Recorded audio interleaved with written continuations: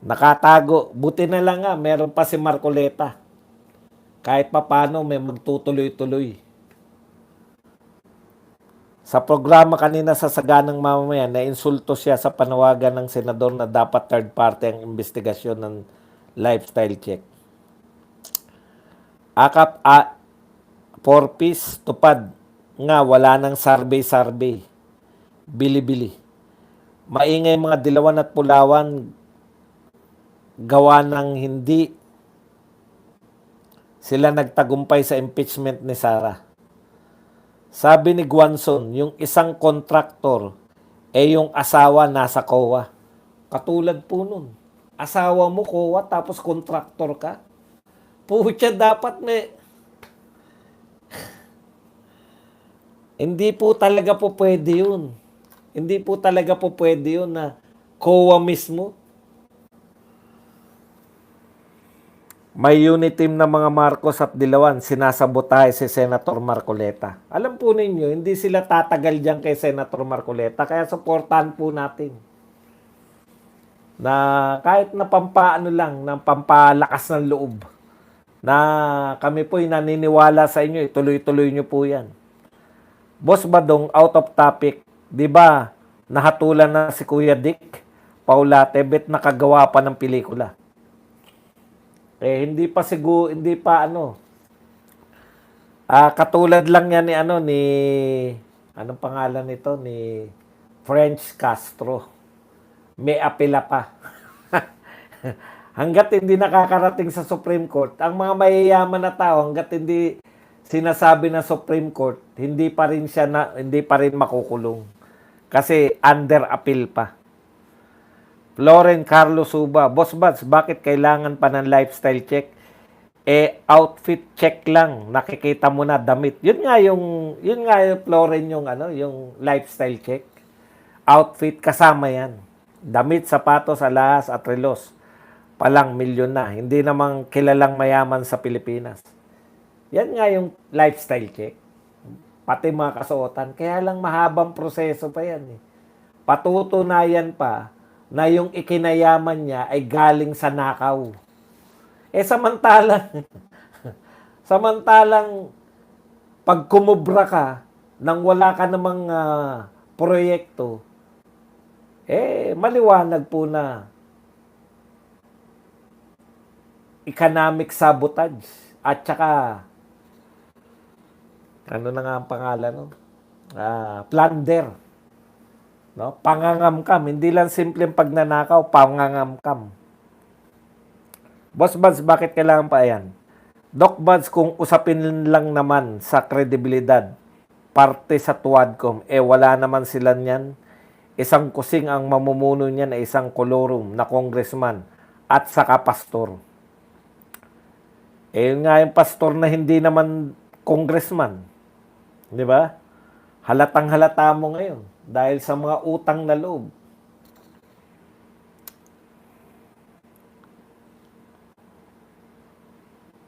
Wala namang bail yung malaki niya na dambong, di ba? O ghost employees ni Kuya Dick Paulate. Hindi ko po alam. Hindi ko sigurado kung walang bail yun o may bail. Kasi nakalaya siya Bet ka ba mainik kay Roderick Paulate? Nagkaribal ba kayo? May Walang kabog-abog, bigla mo naisip si Roderick Paulate. Magkaribal ba kayo sa isang... Naging karibal mo ba yan si Roderick Paulate?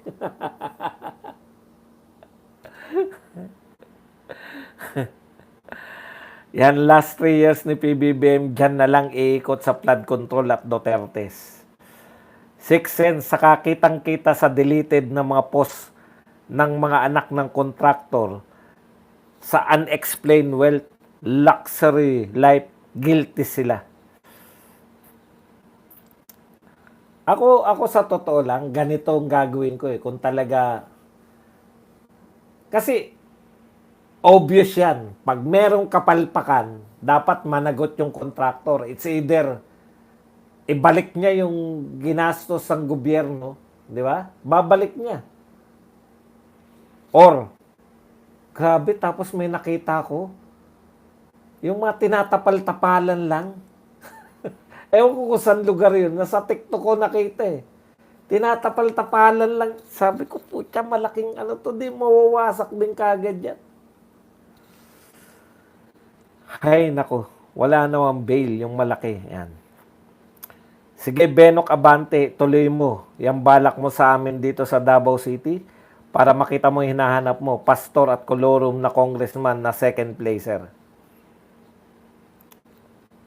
Dapat gumalaw na ang AMLAC. Dati may mga katagang katas ng Saudi, katas ng DH, ngayon katas ng baha. Ang lupit, di ba, nauso yung mga katas sa mga jeep yan eh, di ba? Katas ng langis. Katas ng Saudi. Katas ng ganun. Katas ng Japan. May nakita ako truck. Di ba nakalagay yun doon sa may ganun? Ano tawag doon sa... nakalagay doon sa truck? Puro kayo katas.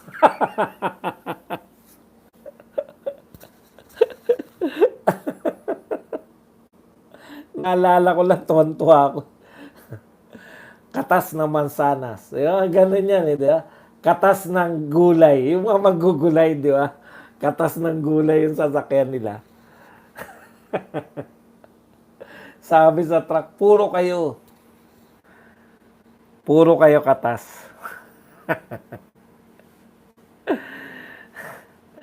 May interview si Mayor Magalong sa interview kay Luchi Cruz Valdez. Handa si Magalong na pangalanan ang involved sa corruption. Hanggang ngayon, wala pang imbitasyon. Sinabi mong handa kang pangalanan, ba't ka imbitay? Caitlyn. Maria Lisa Bascon Marino. Caitlyn, garapalan talaga, hawa-hawa na. Kita bangag na presidente sa close-up na video, puro tartar at tinga na sa The Junior. Iwines.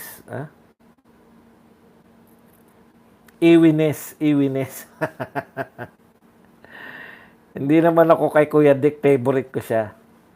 Hindi naman ako mainit. Katas ng 5'6", yun, pwede rin, di ba? Katas ng 5'6".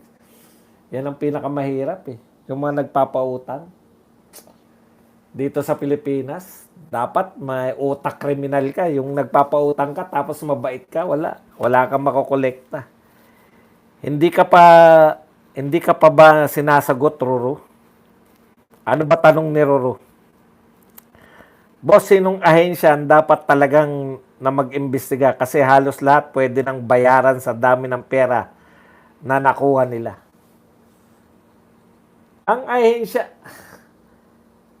ahensya na mag-imbestiga, yan po Blue Ribbon Committee. Kasi DPWH, dapat kasi yan, no? Kung ganyan kalaki yung krimen, kung seryoso si Pangulong Marcos, bubuo siya ng fact-finding committee. Yun lang yung trabaho. O fact-finding commission. Yun lang ang trabaho, imbestigahan. Dahil wala. So, ang mag-iimbestiga lang yan, DPWH. Sila nga yung sangkot. Kaya ang pinakamatino po na pwedeng mag-imbestiga na medyo patas, Senado. Ito pong Blue Ribbon Committee. Mayroon silang kapangyarihan to investigate at medyo patas sila. Kasi hindi pwede rin yung Blue Ribbon ng HOR eh. Involved nga, 'di ba? Sinasabi nga ni Belhica, congressman yung mga involved eh. Tapos kayo rin ang mag-iimbestiga. Si Sandro Marcos mismo nagsabi, 'di ba? Nakakahiya naman na kayo na nga yung pinagbibintangan, tapos kayo pa mag-iimbestiga. Kaya lang, hindi naman pinapakinggan yung mga Marcoses ng mga congressman. Hindi ka pa ba sinasagot? Ayan. Caitlyn, pre, in love yan si Dixon noong kay Doc Aga. Katas ng nakaw. May interview si Mayor Magalong. Yan.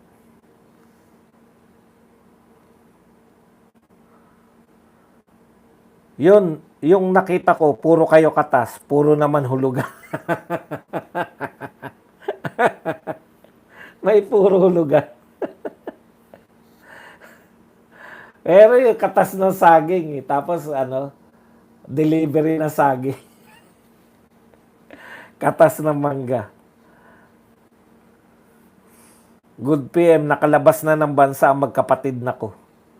J. Matthew, sa lahat ng katas, sa baha ang tiba-tiba. Grabe, no? Tapos, ang nakakabwisit, nakukuha pa nilang ibalik sa mga Duterte. Binabalik pa nila sa mga Duterte. Sinasabi, kayong mga Duterte. Duterte yan. Duterte pa rin.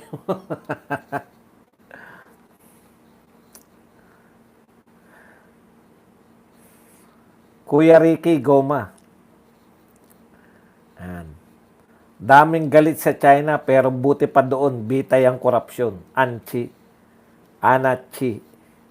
Katas ng vlogging. Six Sense, puro sila mga basura, boss. Kap, nakakangawit kausap ang mga bangag, panay viewers. Ruru, natumbok mo. AFP ang dapat mag-imbestiga sa mga magnanakaw na politiko. Hindi po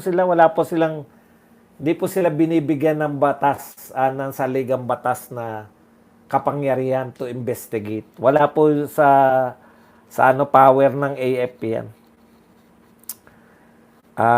Sa mga magnanakaw na politiko, pag di maganda ang sagot, usa lang sa firing squad. Sure ako, ubos ang mga magna. Pangit naman yun po. Wala nang due process. Baka po may idiin lang isang tao like Napoles para ma-please ang mamamayan. Talaga naman si Napoles. Si Napoles talaga mastermind. Hindi magbubuo si BBM kasi unang-una ginawa niyang binuwag yung nag-iimbestiga sa mga katiwalian. Correct, di ba? Yan yung mga una niyang tinanggal. Kaharap ni Senator Marcoleta si BBM at anak ni si Sandro nang ibinigay ang USB kay Marcoleta. Binigay ni Marcoleta USB? Binabalikan ni Benok ngayon si BP Sara tungkol sa school project. Maglabas daw ng evidence. Sino maglalabas? Si BP Sara. Bugok talaga eh. Alam mo, pastor, binaha ang Bicol pero ayon, sila pa rin ang binoto ng mga taga Bicol. J. Matthew. Real talk yung sinabi ni Kuya Pulong laban kay Benok. Abante boss, hindi dapat siyang tawagin na congressman kundi pastor. Yan, tama yun, pastor. Boss Buzz, yung katas ng gatas ng ina. Bye.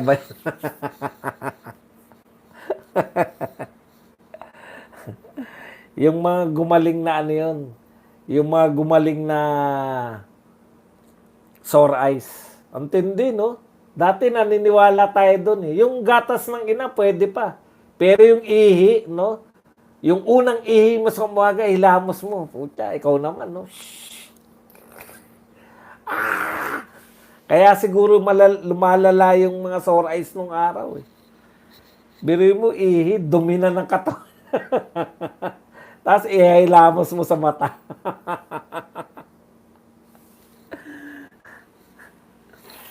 Kuya Jack, uso na naman ang pay later ngayon. Sabi ni Magalong sa interview kay Jessica Soho, yung mga perang ninakaw ay tinatago sa binibili nilang kondo dahil hindi na magkasya sa vault. No? Bibili ka ng kondo, yun nung pagbili ng kondo, yaman na eh. Lalo na kung ang kondo mo dyan sa mga BGC, dito sa Makati. Tapos yung kwarto ron, no? Lalagyan lang ng pera.